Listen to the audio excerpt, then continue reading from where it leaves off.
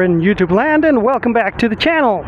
And today we're at Mancuso BMW and we are about to test ride, finally, an R1250 RT. This bike has been on my list since before I even started riding. Now,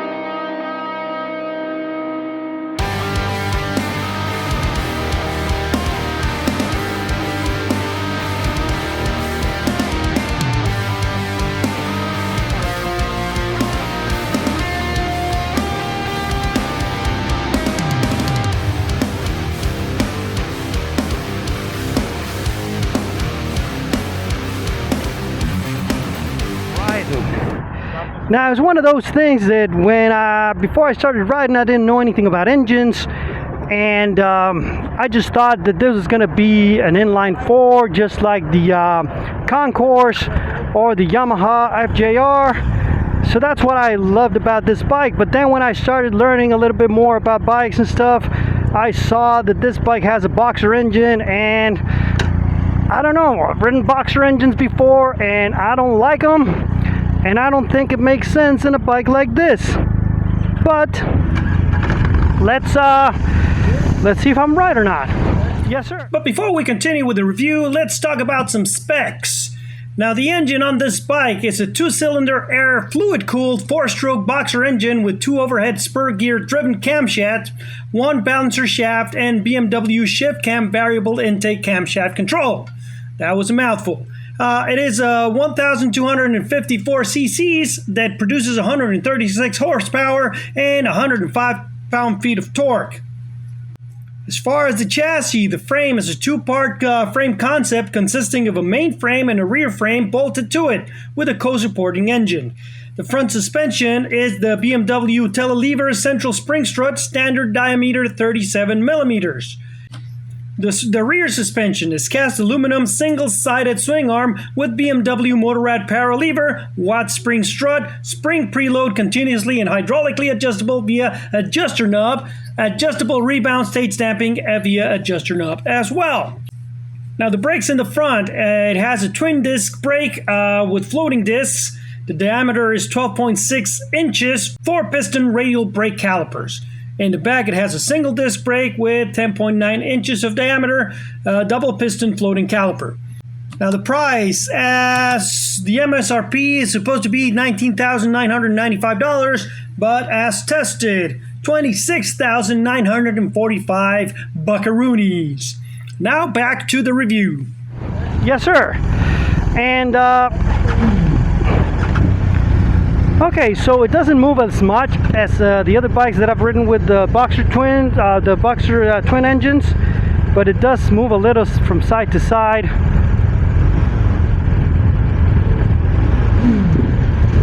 And it has like a lag. Oh, it's in eco mode. Let's change it to not rain, not road, dynamic.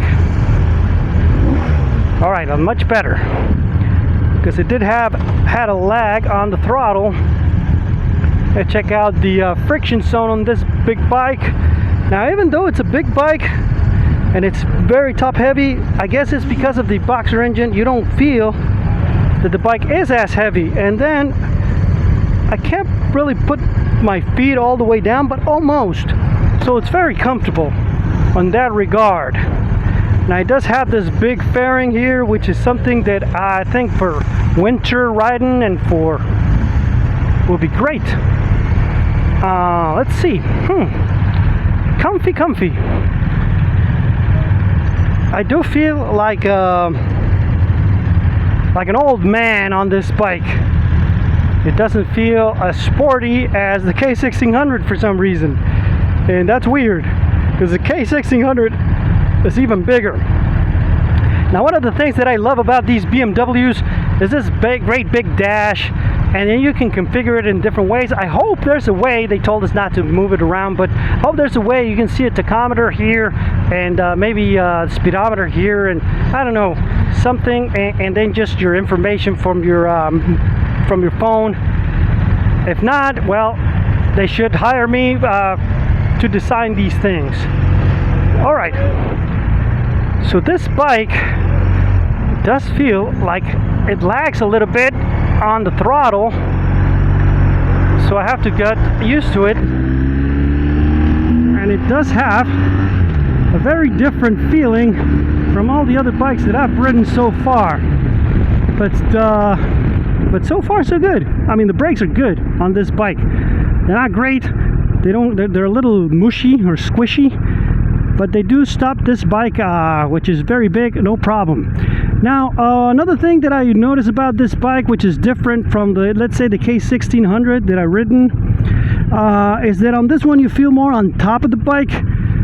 The windscreen is very low here, and as opposed to the K1600 where you're in the bike and you feel like the fairing is more here with you. Everything on this bike is like below you, so that's weird. Saying what weird? Now, that's another thing that I've noticed about some of these BMWs. When you try to go to neutral, it goes directly to second, and then you have to pop it back into neutral. So that's something I don't really enjoy. I mean, for premium bikes like these, you would expect something a little bit better on that regard. But the shifter on this one is very smooth. It does clunk when you put it in gear, but when you're changing it, it's very smooth. I don't know why it takes forever to start. Yeah, and this boxer engine makes really, I mean, it's smooth. I have this car in between us. I'm gonna have to find a way to get back to the group. So this is the first bike that I've ridden with a boxer engine with you don't feel that bad. Oh, the quick shifter is smooth as butter. But I'm having trouble figuring it out. Man, these guys are crazy.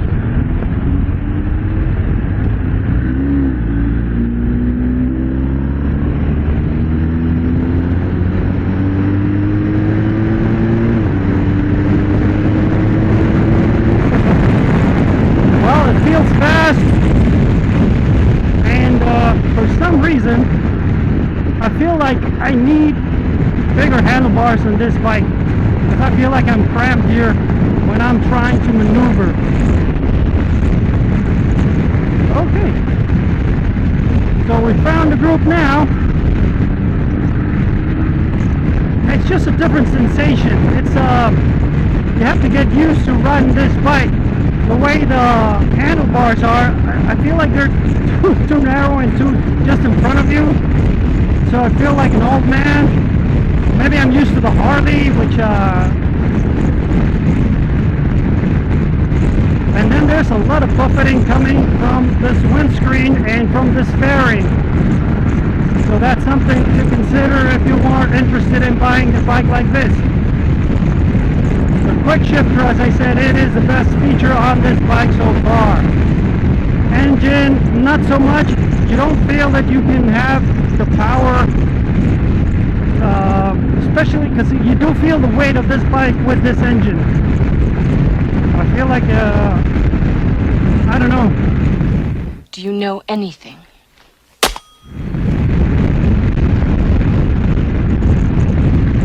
Overall, it's comfortable.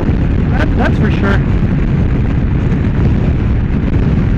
Just the riding position is a little bit too weird, because it's not sporty, it's not cruiser-like.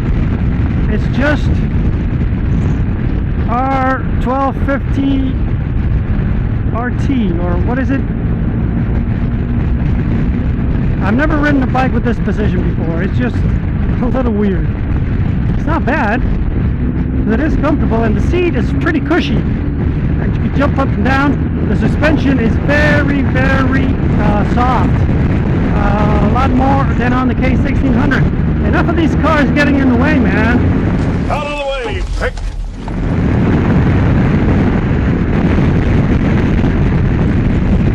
But it is sporty. I mean, when you give it the beans, it moves, and when you move it from side to side, it responds on a dime, so that's not bad. And you can actually move and I don't know, do sporty positions on this bike. So I don't know how to change my windscreen, and I don't know if I should move it or not, because of the way people are driving in Houston. Well, it's dangerous to be looking at different things when you're supposed to be riding. But anyway, it's not a bad bike. I don't know about these handlebars, they're just so weird. They feel so weird on this bike. The mirrors are great, you can see behind you no problem, and you don't see your elbow or your shoulders. You just see a little bit of the handlebar and the levers here, but just a little bit. Basically, I don't know, great mirrors. Great mirrors, great mirrors. So what would be things that I would change on this bike? Well, the engine. Give me the engine of the K1600 in a bike like this, because so far I like the K1600 a lot better than I like this bike. Even though I like the fairing and the look of it on this one much better, especially now that they changed it. It looks very premium, and it looks, I don't know, very nice. So BMW has to do something about this little wheel thing, because not everybody has great big hands to reach the blinker things. So you have to remove your hand from the clutch in order for you to signal that there's gonna be that you're gonna be turning. Because if you want to go right, no problem, but if you want to go left, it is really hard to reach, especially with me, with my hands, which are not the biggest hands in the world.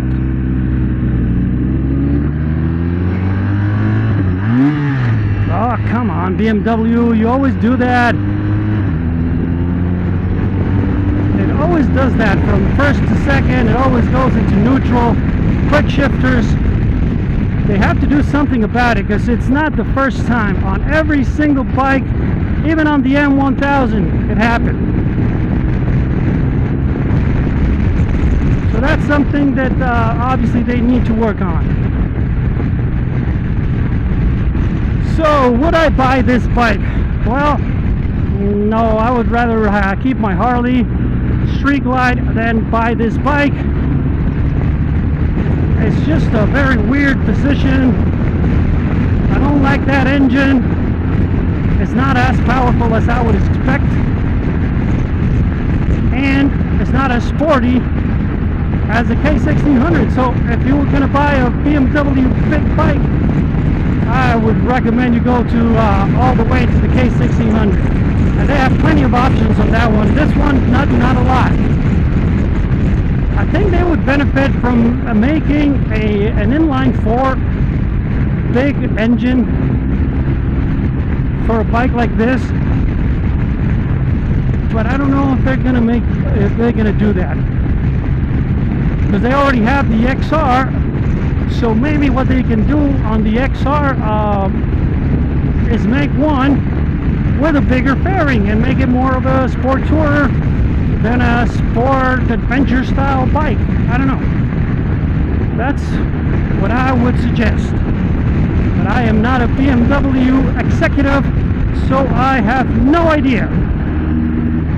Alright, so I guess that's it for today's video, guys. Remember, if you like the video, to give it a thumbs up, subscribe, hit the bell button, and share it with all your friends. If you don't like the video, well, share it with all your enemies. And I'll see you guys on the next one.